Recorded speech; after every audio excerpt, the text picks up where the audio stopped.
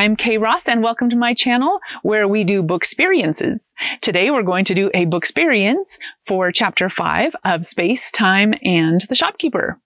In Chapter 4, we saw that Arona went to visit a psychiatrist secretly named Dr. Honeywell, and Dr. Honeywell suggested that Arona listen to the hints in her dreams, like letting down her hair. I wondered if Arona is going to really do that. And if she does, what will happen? Or if she doesn't, what will happen? Shall we see what happens next? Chapter 5. Another? It was Wednesday morning, and it was taking Arona an inordinate amount of time to get out of her flat. She stood in front of the mirror and put her hair in a bun. She let it loose. She put it up again, then let it free. She ran her fingers tentatively through her freshly cleaned hair. She hadn't worn it down outside her front door since she couldn't even remember when. It didn't look bad. It actually looked all right. Just different. Exceedingly different. She had to admit, it did feel kind of good, though. Okay, she would try it for one day. Kunda let out a whistle when she walked into the shop and saw Arona sitting at the counter. She had a dandy latte for each of them. What's the occasion? It's not even Thursday. Who's the hair for? Wow! Arona tried to busy herself with checking email. It's not for anyone, except me. Well, I think it's about time. Long overdue. Kunda set Arona's drink down on the counter, tilted her head, and looked at Arona. I like it. Arona smiled, but kept looking at the screen. And I think Watson will like it too, Kunda added, smiling. Arona reached out to swat her friend, but Kunda was too quick. Kunda laughed, took her drink, and trotted off to the back room to work on the bookkeeping. So far, all the emails from Arona's used bookstore connections said they weren't able to locate the book. Some of them said they would ask their connections as well. If Watson's book was out there, her network of book enthusiasts would find it. Mid-morning, the bell on the door rang. Arona looked up to greet the customer as she usually did. This time it was her brother, Ethan, with Sarika texting away again, and Sarika's younger brother, Vijay, in tow. With their sailing bags, it looked like they were on their way to the water. Hello, Arona smiled. Sarika looked up at her from her cell phone. And Arona, your hair! What? Arona ran her hand through it in panic to see if something was stuck in it or if it was flying crossways. She knew there was a reason for keeping it tied up. It could get so messy when it was down. It's so pretty. Sarika came over to the counter. I didn't know your hair was so pretty. You should wear it down like that all the time. Arona sighed in relief. Maybe I will. I'm trying it out. Kunda appeared between the book aisles. I thought I heard Moses Soni. Kunda walked to her children and caressed their faces before kissing Ethan on the cheek. If Arona remembered correctly, Moses Soni meant something like my gold in Marathi. You are right, Kunda. I had to see this, Ethan said, then turned to Arona smiling. You look great, like your old self. What is that supposed to mean? And Kunda told you? Arona shook her head in mock exasperation.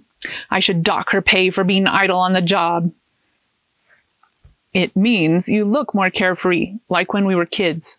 I agree with Sarika. You should keep wearing it that way. We'll see. And to get the conversation off herself, asked, so where are you guys all headed? To the pup, Vijay said happily. The pup was the name of their sailboat. It got its name because Kunda had told Ethan they could either have a puppy or a boat, but not both. Ethan wisely opted for the boat with hopes a puppy could come later. But he hadn't told Kunda the latter part. Beautiful day for sailing. Enjoy it for me, Arona said. We'll have to get Mom and Dad to watch the store sometime soon, so we can all go out. Yay! Vijay yelled in his 8-year-old enthusiasm as he half danced, half jiggled in a circle. Brilliant idea.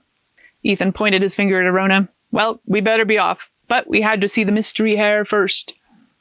Have fun, Kunda said as she patted Vijay's back and pushed him out the door. Be safe, Arona chimed in. Will do, Ethan replied. And the troops were off. Oh, the benefits her brother had of working from home and making his own schedule. That night, Arona drowned herself in Catherine Fisher's novel, Incarceron. She'd read it years ago, but picked it up again, remembering how much she'd enjoyed the world Fisher had created. Maybe, just maybe, Fisher would distract her brain and provide it with something else to dream about tonight. She read till her eyelids drooped shut.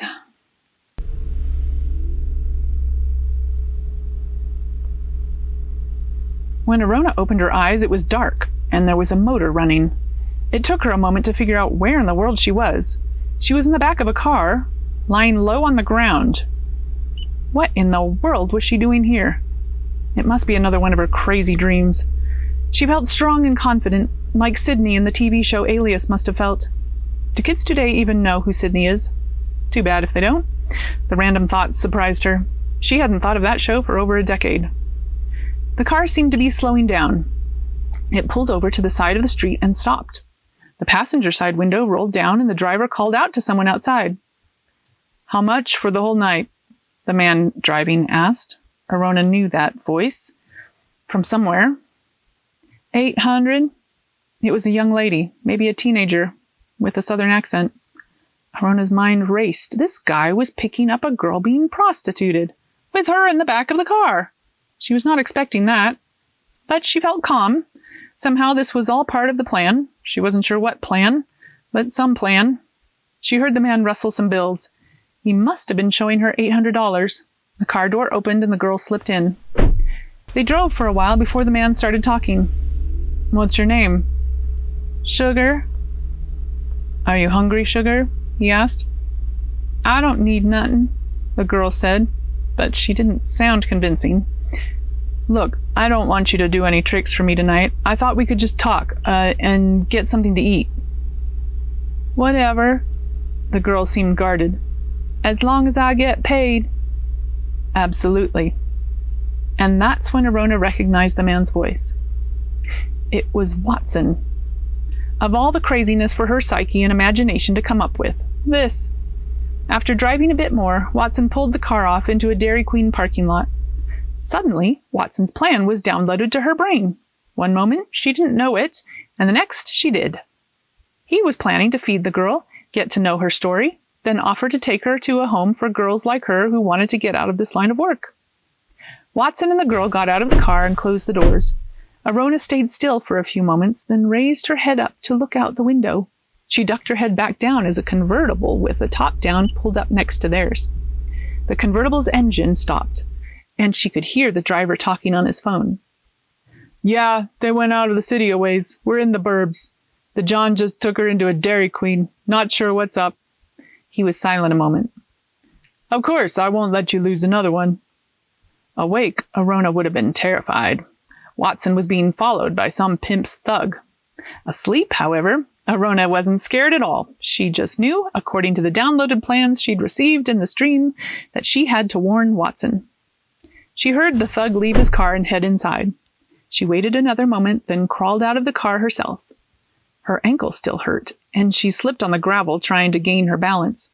Once she was righted, she walked into the Dairy Queen with her head high and her hair flowing softly over her shoulders. Out of habit, she reached to push her glasses up her nose, and found she wasn't wearing them. Oh well. When she thought about it, it was kind of nice not to have her vision framed by circles. She felt more open, less hidden. When she got inside, the thug had already taken a seat not far from Watson and the girl. She was just a girl, maybe 16 or 17 tops. Stringy blonde hair and scared blue eyes that darted between Watson and the thug. Sugar knew who the thug was. At the counter, Arona put some cash on the counter that just happened to be in her pocket and pointed to some chocolate drink of decadence on the screen. "I'll take that." While she waited for her drink, she grabbed a napkin and asked the cashier for a pen. She wrote down, "The man diagonally across from you is her pimp's thug. Be careful. I'm here to help." She walked towards Watson and the girl. Watson looked up, stopped whatever he'd been saying, and stared at her in surprise. "I didn't know Hello? What are you doing here?" He was stumbling all over himself. Arona smiled at him. He was so cute when he was flustered. Could she make a man flustered? Well, she was catching him sitting with a girl he picked up along the side of the road, after all. She had to take that into consideration. She handed him the napkin with her note face up. "Good to see you. I thought I'd get a drink." She turned to Sugar and held out her hand. "Hello, I'm Arona." She saw Watson read her note out of the corner of her eye. "Good." Sugar shook Arona's hand with about as much energy as a limp noodle. Poor thing must be terrified, Arona thought. Sugar chewed her lower lip. Her restless eyes didn't know where to land. "Miss," the cashier called out. Her drink was ready. "I'll be right back." An idea was forming in her head. She got her drink, and then instead of going back to Watson and Sugar's table, she went over to the thug. "Excuse me," she said, smiling. The thug looked up at her. He looked like his mama or his daddy had not been nice to him. Someone had certainly not been nice to him. Anger poured from his pores. Poor man. "Sorry to bother you, but, is that your convertible out there?" she asked. "Yeah, what about it?" "I think it has a flat tire," she said. "What the?" And he let out a string of profanities that made Arona blush. He got up and stormed out the door. When Arona was sure the door was closed behind him, she turned back to Watson. "You've got to get her out of here, Watson. I'll distract him as long as I can." Then she looked at Sugar. "Watson will take good care of you. You can trust him. He'll get you to a safe place where these guys won't find you. If you want to go back to your family, he'll help you, I promise. Will you go with Watson?" Sugar nodded hesitantly, fear still in her eyes. "Good, I'll go keep that thug occupied," Arona said. "But you gotta hurry once I distract him." "But," Watson started to protest. "I'll be fine." Arona cut him off. This was her dream. She would be fine. And this was exciting. She took a sip of her drink and hurried out the door after the thug. "Did you find it?" she called out. The thug was just reaching his car. "Which tire?" he answered gruffly. "I think it was the one back there." She pointed to the tire furthest from Watson's. She followed behind him to look at the tire. She was trying to block any possible view of Watson and Sugar. Watson and Sugar were making their way to Watson's car. This was going to be tricky. Maybe it wasn't the best plan. Maybe she should have told the thug to look at shooting stars on the other side of the store. Like that would have worked. Oh well, she would work with what she'd done. She knelt down to look at the tire. "See, it seems a bit flat." It was dark and hard to see, so the thug bent down to look closer. "Looks fine. What are you, an idiot?" "I don't know," Arona said doubtfully. "It feels kind of soft." The thug stood up and kicked the tire. It was as hard as a rock. Now what could she do? Watson's car doors slammed. Dang it. The thug looked up and started swearing again. Arona stepped directly in front of him to block him from going toward the driver's side of the car. "Sir, I don't know where you picked up language like that, but it's not becoming for a gentleman." The thug stopped mid-step and stared at her open-mouthed. "Swearing really doesn't look good on you," she continued earnestly. "Lady, who are you?" Then, as if waking from a reverie, "Get out of my way before I move you myself." Watson's car peeled out of the lot. Arona smiled. "I guess you'll have to move me yourself." Then she snatched the keys out of his hand and threw them as far as she could into the trees that edged the parking lot. She heard them splash into what was probably a stream. Good. That would slow him down a bit. "You piece of..." And that was all Arona heard the thug say before his fist made contact with her right eye. The yummy drink she'd been looking forward to finishing slipped from her fingers, and everything went black. Oh my. That was the end of Chapter 5. I guess you'll have to come back for Chapter 6 to find out what happens next. And we're going to have a little behind-the-scenes section. But first, we're going to have a quick word from our sponsor.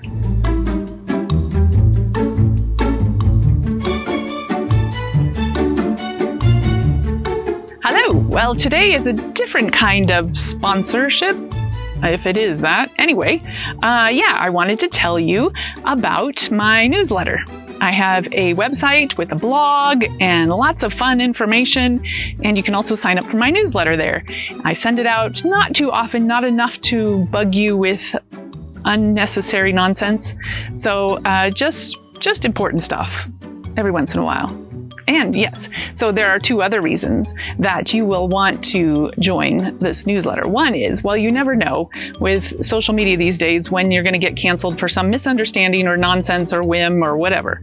So if I have your email address, then I can let you know what next platform I end up on if I get kicked off of this one for whatever reason. Who knows what that might be.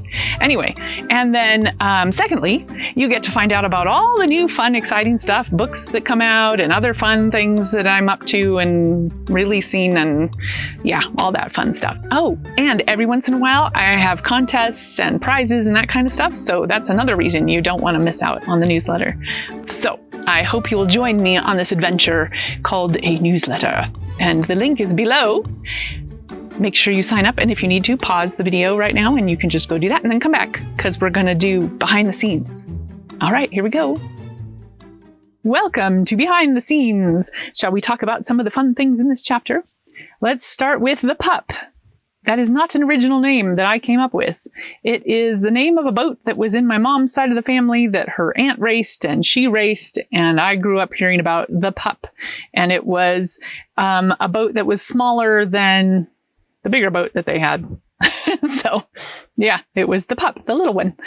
And I think that's how it came up with its name. And let's see.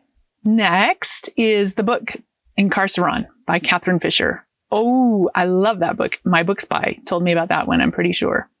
And Dr. Posey. And yes, so I really enjoyed that book. It's a 2-book series. And I think Catherine Fisher might be coming out with a 3rd one soon, if I remember hearing correctly.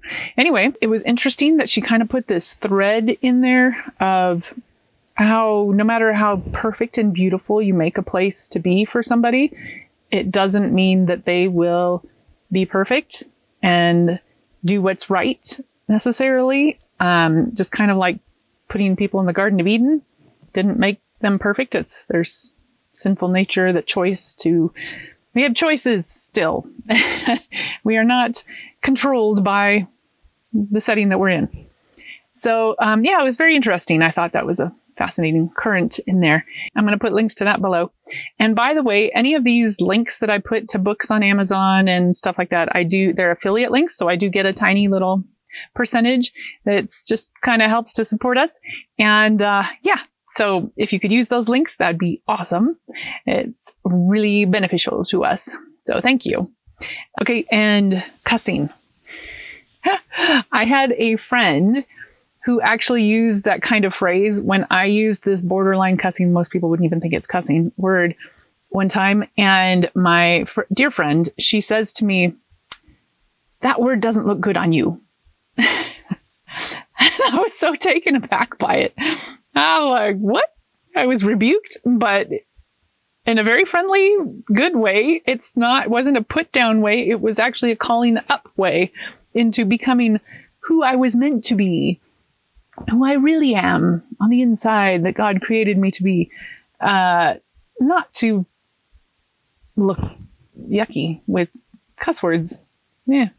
So anyway, I thought I have to use that because it was so creative, such a creative way to say that. And one more thing. Isn't it interesting how we can be much braver when we're not worried about the consequences? Arona is doing that in her dreams. She's being more herself than she is when she's awake because she's not afraid of the consequences of being herself. Interesting thing to think about, isn't it? I hope you are brave this week and be who you were meant to be. All right. And thanks for hanging out with me for Chapter 5 Booksperience. This is now the end of Booksperience Chapter 5. And leave any thoughts, comments, questions below. I would love to hear them. They're such fun to read. It makes me feel like people are out there watching them. I can actually see who's watching and enjoying. Come back again for Chapter 6. See you next time. Bye. Make sure to subscribe, like, turn on notifications, and share this video with all your friends so they can enjoy it too.